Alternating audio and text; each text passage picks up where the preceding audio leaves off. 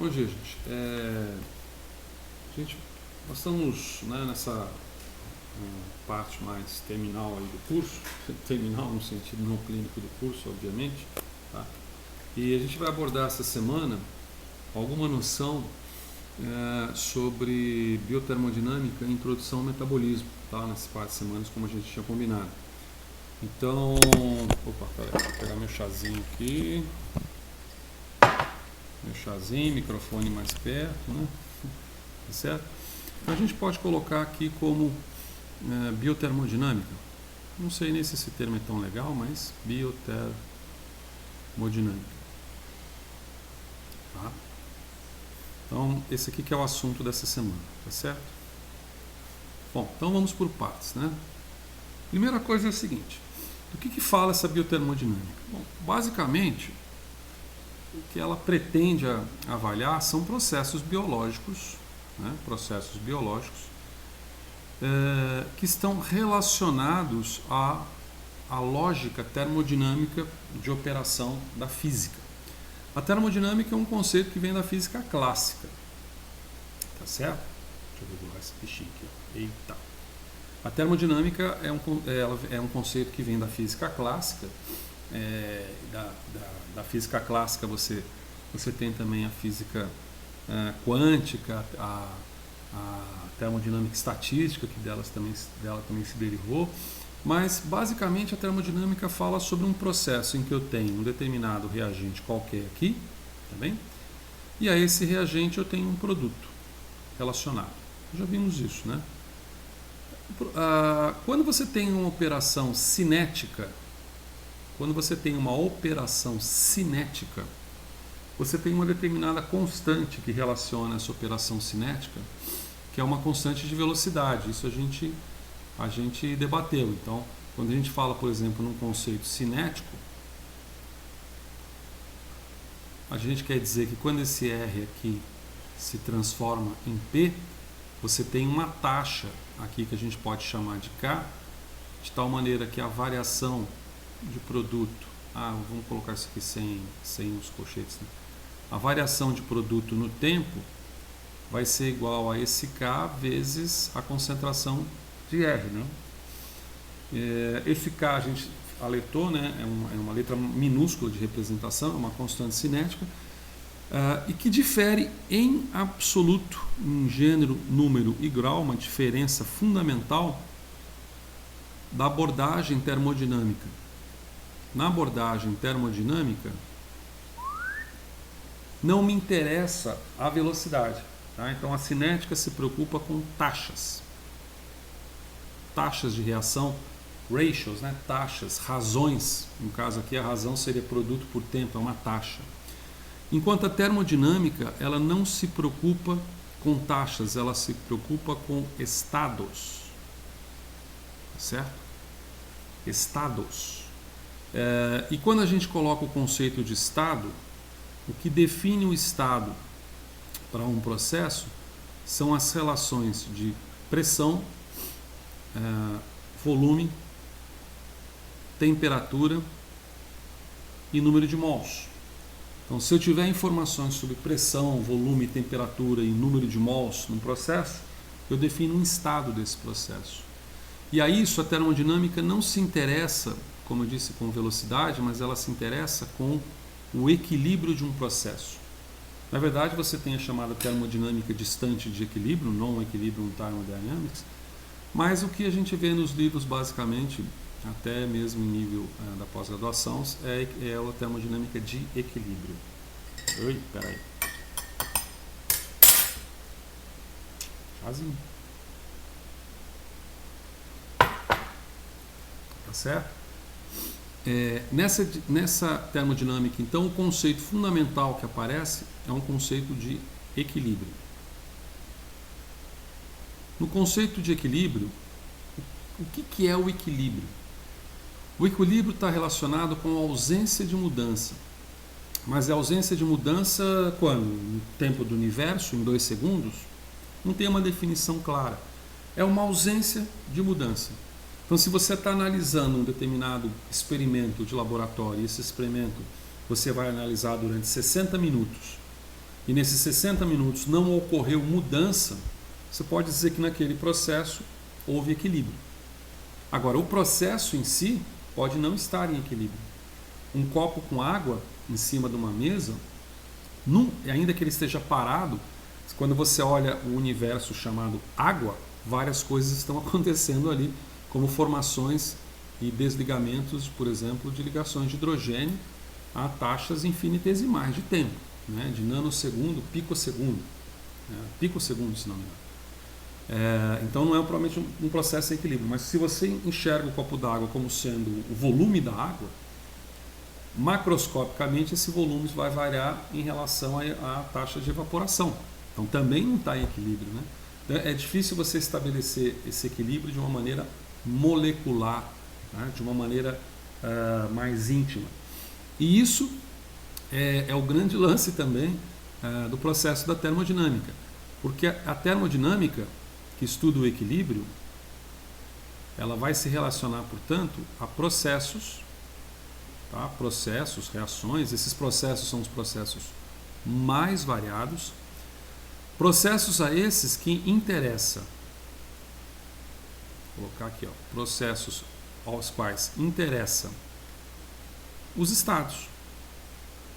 Basicamente interessa o estado inicial do processo e o estado final do processo. Tá? Uma panela de pressão, quando você coloca o feijão lá para cozinhar na panela de pressão, aumenta-se a pressão de vapor d'água dentro, não quer dizer que aumenta a pressão atmosférica, a panela de pressão é mais ou menos 1 TM, mas aumenta muito o vapor d'água, que facilita processos ali, envolve inclusive a elevação da temperatura acima da temperatura de ebulição da água normalmente. Tá? Isso se dá por uma variação aqui das relações de pressão, volume, temperatura e número de mols. Lembra daquela historinha para gases perfeitos? Por exemplo, se a gente exemplificar aqui, para gases perfeitos, gases ideais, melhor dizendo, você tem uma relação clássica que é PV igual a nRT. Inclusive, a partir dessa relação PV igual a nRT para gases, você tem toda uma gama de abstrações e formalismos que vão resultar nos cálculos de termodinâmica biológica, certo? Por exemplo, isso aqui foi previsto para gases ideais, e na noção de gases ideais a gente tem algumas particularidades. Uma particularidade é que não há dimensão. Então, a partícula do gás, dimensão. A partícula do gás, nossa, essa dimensão ficou feio demais, peraí. Borrachinha, borrachinha, borrachinha. Tá? A partícula do gás não possui, ela é adimensional. Até bonito colocar adimensional aqui, não há dimensão, então a partícula é adimensional. Adimensional. Certo? É o que hoje modernamente até de vez em quando se fala em pontos quânticos, quantum dots. Né? É algo quântico, é adimensional. Mas no caso não vamos confundir as bolas, né? Mecânica quântica é uma coisa e termodinâmica clássica é outra absolutamente diferente, apesar de ter uma ligação muito forte, e uma ligação tão forte que quando você utiliza a mecânica quântica para resolver problemas e utiliza a mecânica clássica para resolver problemas, se esse problema estiver dentro das duas, do hemisfério das duas, o problema é resolvido de mesma maneira e se chega às mesmas quantidades termodinâmicas, né? Mas com um formalismo bastante diferente. Eu vos adianto que para a bancada cotidiana numa área tal como a biotecnologia, a mecânica quântica ela tem pouco efeito, a não ser talvez na instrumentação científica mais apurada e fina, que em determinados momentos pode ser utilizado, como por exemplo a ressonância de superfície plasmônica, uma técnica chamada SPR, que envolve algumas informações da nossa natureza e um pouco de eletroquímica num nível mais avançado, vamos dizer assim, quando se estuda as mudanças de níveis de Fermi e tal. Mas de um modo geral, o arroz com feijão de bancada em biotecnologia, dentro da termodinâmica biológica, envolve você calcular quantidades de estado, certo? Quantidades que são chamadas de diferenciais exatas, que são as quantidades de calor e as quantidades de energia e quantidade de trabalho. Tá bem? Mas vamos por partes. Aqui, ó, no caso dos gases ideais, a gente parte do pressuposto que não há uma dimensão. Então, eles são adimensionais. Outra característica é que não há interação. Tá? Nos gases ideais, interação. Não há interação entre essas partículas. Tá certo? Elas não interagem. A partir do momento que elas interagem, essa equação aqui muda, se sofistica um pouco e vai ser chamada, por exemplo, de uma das equações, equação de Van Hoff para gases ideais. Que ela já parte do pressuposto que você pode ter uma interação ali, e aí essa equação ela se sofistica-se um pouco mais. Tá certo? Ela vira uma equação mais fracionária, não fica uma equação como aqui está puramente linear. Tá certo? Ela já acaba envolvendo um modelo não linear. Mas se você prestar um pouquinho, aliás, não sei se você prestar um pouquinho de atenção, a gente fazer uma derivação aqui biológica desse processo, ó, vou colocar até uma outra cor. Se colocar outra cor também vai ficar até mais confuso que resolver problemas, né? Se a gente faz uma derivação aqui para química e biologia, então quando a gente entra aqui nas áreas de química, e por que não na área de bioquímica, né? Biologia, você em algum momento já deve ter visto uma expressão dessa natureza aqui, ó. Delta G vai ser igual a menos RT ln de K. Isso é uma expressão. E quando a gente observa as relações aqui, as relações dessa quantidade aqui, que é uma quantidade de energia, e observa fundamentalmente vamos dizer assim, essa relação dos gases ideais de temperatura com essa relação dos gases ideais de temperatura, vistas aqui na equação de gases ideais, desculpa, estou gaguejando, né? A gente tem até a gente tem até uma quantidade comum, a quantidade comum que pode definir um momento químico, tá certo? Isso aqui também pode ser expressado como momento químico. Até poderia ter expressado isso, né? Com um momento químico. Então, quando você tem, por exemplo, G sendo representado como potencial químico pelo número de mols, tá certo? G é representado pelo potencial químico sobre o número de mols. Então, veja que você tem uma correlação, vamos dizer assim, sem querer enrolar muito vocês, você tem uma correlação entre os gases ideais, que é não uma situação utópica que eu quero dizer, mas uma situação hipotética, que depois passa para gases de comportamento ideal, que seria mais próximo da realidade física, e para gases reais. De gases reais para líquidos ideais, líquidos de comportamento ideal, líquidos reais. E aí você já descobre mais ou menos o que acontece com sólidos, né? Então você sai de um formalismo matemático da termodinâmica de gases ideais para um formalismo biológico, tá? Interligando, vamos dizer assim, potenciais químicos, interligando a constante. Você nunca se perguntou o que a constante geral de gases está fazendo numa equação de bioquímica, né? Ela é, vamos dizer assim, um fator que correlaciona em mols, correlaciona em número de Avogadro, em mols, uma determinada informação que está relacionada às 10 elevadas a 23 partículas de que trata a termodinâmica. E isso é um grande lance da termodinâmica, porque a termodinâmica não está interessada, eu coloquei no que ela está interessada, né? Mas eu não coloquei em que ela não está interessada. Então ela não se interessa, tá? A termodinâmica não se interessa por exemplo, velocidade da reação. Então, quando se fala assim, a reação é espontânea, eu não quero saber se ela é espontânea em 1 milésimo de segundo ou se ela é espontânea em 1 milhão de anos. Ela é espontânea. Então, o equilíbrio termodinâmico me diz que aquele decaimento radioativo específico do urânio 235 vai acontecer mesmo. Não importa quanto. O carbono 14, que é usado para marcação também em fósseis, por exemplo. O processo em si é espontâneo. Se vai demorar 1 milhão, 2 milhões de anos, não sei. Então a taxa, a velocidade não importa. Como também não importa a estrutura molecular. a estrutura molecular não importa. Então, isso é bem interessante, porque para a termodinâmica, quando você tem as quantidades termodinâmicas, nós chegamos a discutir, por exemplo, em equilíbrio, disfarçadamente, em equilíbrio termodinâmico da interação ligante-proteínas, ligantes, biopolímeros, ácidos nucleicos, ali não quer saber qual que é a forma da proteína. Não sei se você lembra, a forma da proteína, a forma da molécula de ácido nucleico, do que ele é composto, não interessa. Interessa só que você tem um estado inicial e você tem um estado final, né? Essa relação de estados iniciais, aqui, ó, essa relação de estados iniciais e estados finais, basicamente ela acaba computando. Opa, não posso fazer a mesma corzinha aqui, que se eu fizer essa mesma corzinha vai te confundir também. Vou fazer um azul, cara, vai ficar show aqui, ó.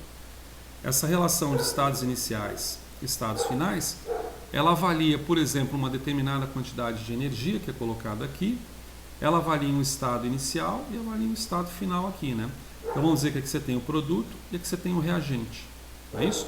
Nós vimos uma situação mais ou menos para cinética, em que estávamos interessados nas taxas de velocidade de conversão do reagente em produto. Mas a termodinâmica agora só quer saber sobre o tal do ΔG, tá certo? Então aqui você tem, por exemplo, um produto, então aqui seria o estado final, e aqui você tem o reagente, e aqui seria o estado inicial. Então o que se chama de ΔG aqui embaixo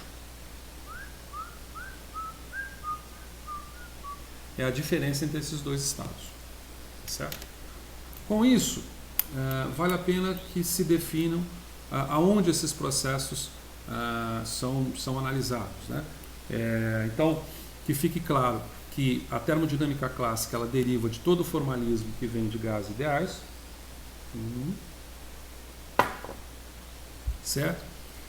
De gases ideais para gases reais, para líquidos ideais, líquidos reais.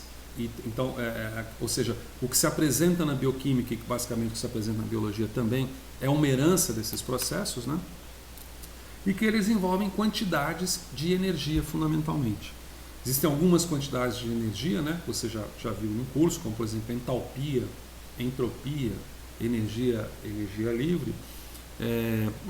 Até uma curiosidade para você visualizar essas diferenças de energia. Por exemplo, o estado sólido, o estado líquido e o estado gasoso, ele possui informações quantitativas energéticas, como por exemplo da desordem do sistema ou do estado de agregação do sistema, que em algum lugar na sua graduação você viu mencionado como, cadê o bichinho? Tá aqui. Você viu mencionado como entropia, né? Lembra disso? Entropia. Então, para se ter uma ideia, por exemplo, dessas diferenças de estados, isso não ficou muito bom não, mas tudo bem. Para se ter uma ideia dessas diferenças de estados, né? Você tem um símbolo, que é o símbolo S, é o símbolo de entropia, em que N quer dizer em direção a, né? Tropos é lugar, tropos está relacionado a lugar, e que diz respeito a estados, por exemplo, de organização ou estados de associação ou dissociação. Vamos colocar estados de dissociação que fica melhor.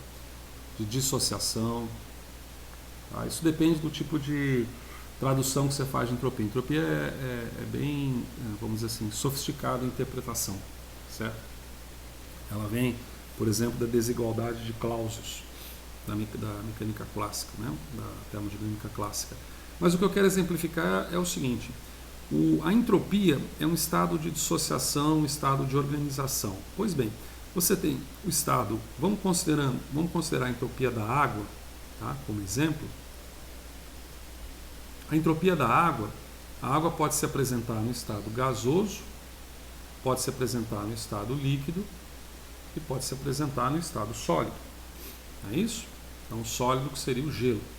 Na verdade, se a gente prestar atenção, ela pode se apresentar, inclusive, nos três estados simultaneamente a uma determinada pressão e temperatura, que é chamado ponto tríplice da água, né? Mas vamos exemplificar isso numericamente. No estado sólido, a entropia padrão, essa bolinha, vocês devem lembrar lá da graduação, essa bolinha quer dizer o estado padrão, Então, no estado sólido, para o gelo, quer dizer, um estado aí próximo, vamos colocar aqui chutadamente 4 graus, né? Chutadamente 4 graus, essa entropia é aproximadamente 42 joules por grau por mol. Certo? É um estado de organização. Quando você passa para o estado líquido, essa entropia padrão, vamos considerar aqui 25 graus como estado líquido, ela já passa a 70 joules, esse joules é joules, por grau por mol. Quando você passa para o estado gasoso, essa entropia, vamos considerar aqui 100 graus, mas não é um 100 graus quase fictício, vamos dizer assim, né? Um estado de evaporação, só para você visualizar. Ela chega a 180 joules, 182 joules por grau por mol.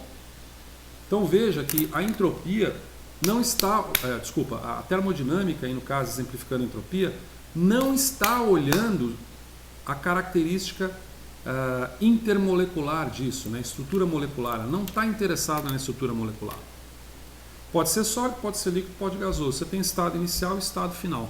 Uma entropia concebida no estado sólido é 4 vezes menor do que a entropia no estado gasoso. Isso te permite pedagogicamente, creio eu, visualizar o que é essa noção de termodinâmica, até um pouco da noção de entropia em relação à dispersão, desorganização e dispersão. Quanto mais ordenado for aquele estado, eu apontei aí no quadro, quanto mais ordenado for aquele estado, menor o grau de entropia daquele estado. A gente vai fazer exercício sobre isso, tá bem? Bom, definindo essas situações iniciais, que é bom que eu vejo aqui, 22 minutos, daqui a pouco vamos terminar esse primeiro vídeo. Definindo esses processos iniciais, é interessante a gente verificar onde a termodinâmica é empregada, tá certo? Vou colocar aqui, ó, onde a termodinâmica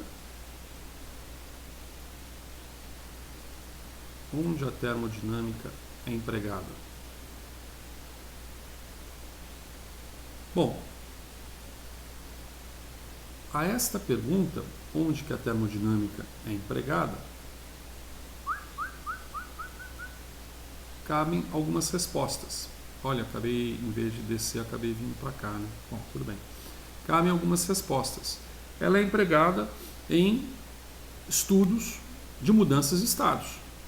Perfeito? Então ela é empregada onde há uma mudança de estado. Porque se não há uma mudança de estado, aquela propriedade de estado ficou imutável. Então não mudou a pressão, não mudou o volume, não mudou a temperatura, não mudou o número de mols. Para que serve a termodinâmica? Para nada, né? Ela vai perceber onde existe mudança de estados. Exemplificando concretamente, onde que existe uma mudança de estado? Por exemplo, existe uma mudança de estado quando você tem processos de associação. Associação ou dissociação molecular. A gente exemplificou isso. No início do semestre, a gente falou em equilíbrio de ácidos gases, né? Equilíbrio ácido básico. Né? Equilíbrio ácido básico. Equilíbrio ácido básico é uma dissociação molecular. Né? A gente falou de interação ligante-proteína, é um processo de associação. Você tem, por exemplo, transporte. Tá? Então, por exemplo, transporte floema, xilema vegetal, transporte de glicose entre membranas, né? Principalmente quando você está falando sobre compartimentos, travesseiro de compartimentos, você caracteriza-o termodinamicamente por quantidades, por valores quantitativos, que permite você dizer, olha, esse transporte é facilitado, esse transporte é ativo, esse transporte é passivo, entendeu? Então, transporte é uma delas. Outros são reações químicas propriamente ditas, tá? Reações químicas propriamente ditas. E dentro dessas reações químicas propriamente ditas, você pode ter, por exemplo, oxidações biológicas. Tá? Então, quando fala assim, se eu pegar energia solar e transformar essa energia, a planta transforma essa energia solar em energia química, então você tem processos envolvendo reações químicas ali, que assim o define, certo? Beleza. Outra coisa que você pode ter também são processos de por exemplo, o equilíbrio termodinâmico de proteínas ou de ácidos nucleicos como desnaturação, né? Desnaturação, renaturação. Para quem está trabalhando, renaturação. Para quem está trabalhando em lipases, por exemplo, ou que vai mobilizar a enzima e depois quer ver se ela ficou legal ou não ficou legal, você caracteriza isso termodinamicamente pelo estado daquela proteína. Depois da purificação ela perdeu a atividade biológica, você compara essa perda da atividade biológica dela, porque é um equilíbrio de dois estados, né? O equilíbrio ele pode ter múltiplos estados. A capacidade de ele ter mais de um estado, normalmente o equilíbrio é de dois estados, né? Quando a gente fala em equilíbrio, vou até colocar aqui, ó, a gente coloca aqui um equilíbrio, tá? A gente coloca aqui o equilíbrio. Esse equilíbrio pode ser em dois estados, pode ser R em equilíbrio com P. Isso aqui é um equilíbrio de dois estados. Mas você pode também, vamos colocar nominalmente aqui algo que interessa, por exemplo, para a bioquímica. Uma proteína em estado nativo em equilíbrio com uma proteína em estado desnaturado. É um equilíbrio de dois estados. Então é um equilíbrio que pode ser calculado não, ele pode ser definido mais ou menos dessa forma. Você tem um processo aqui, tem um processo aqui, para que você tenha ela desnaturada, que você tenha ela nativa. Mas você pode ter também um equilíbrio em que a forma nativa ela se equilibra numa forma intermediária, que eu vou chamar de MG e depois explico, e essa forma intermediária numa forma desnaturada. Isso já configura um equilíbrio de três estados, cuja representação gráfica seria alguma coisa mais ou menos assim. Você teria um G aqui, ele começa para cá, ele vem para cá, ele vem para cá, ele vem para cá. Então aqui você tem um estado desnaturado, um estado nativo e aqui um estado intermediário. Esse MG é chamado de molten, cuja tradução é fundido, glóbulo fundido. Diz respeito a várias proteínas, cada vez se descobre mais alguma com efeito biológico, que no estado desnaturado, a noção que a gente tem, o estado desnaturado não tem função, o estado nativo tem função. E algumas proteínas não. O estado nativo tem função, o estado desnaturado não tem função, mas tem um estado intermediário, portanto um equilíbrio de três estados, e nesse estado intermediário ela exibe uma função diferente da função do estado nativo. Isso tem fisiologicamente postulado já e patologicamente também postulado já, tá certo? Então você tem, por exemplo, esses equilíbrios exemplificados também de transição. Você pode ter uma transição, por exemplo, um equilíbrio de transição de alfa-hélice para beta-folha em proteínas, certo? Seria um exemplo. Você tem também a solubilidade, também é estudado solubilidade, também é estudado por equilíbrio, né? Você pode, por exemplo, purificar uma determinada proteína através da precipitação dessa proteína. Isso é muito empregado em biotecnologia e você tem estudos termodinâmicos de solubilidade, vamos dizer assim, que são colocados para ela, tá certo? Você tem equilíbrio de ionização. Então você veja que você tem uma série de situações, né, em que o equilíbrio pode ser postulado e a mudança de dois estados podem ser postulados. Saindo, para você ter uma ideia, saindo da biologia e da bioquímica, se fala em termodinâmica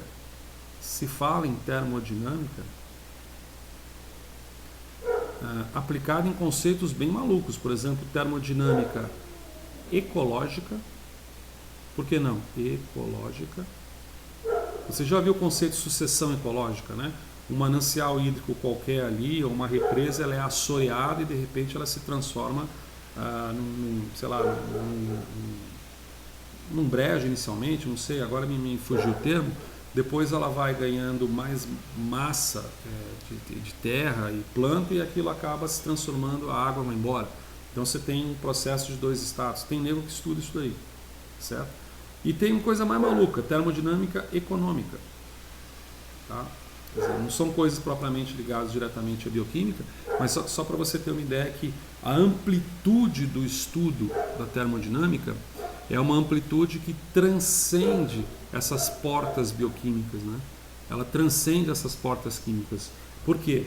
porque ela está interessada somente em dois, normalmente somente em estado inicial e estado final. Algumas vezes em estado intermediário, como exemplifiquei para o Mountain Globe. Mas é estado inicial e estado final. Então, para isso, você pode abarcar uma série de situações dessa natureza, tá bem? Eu vou encerrar essa apresentação agora.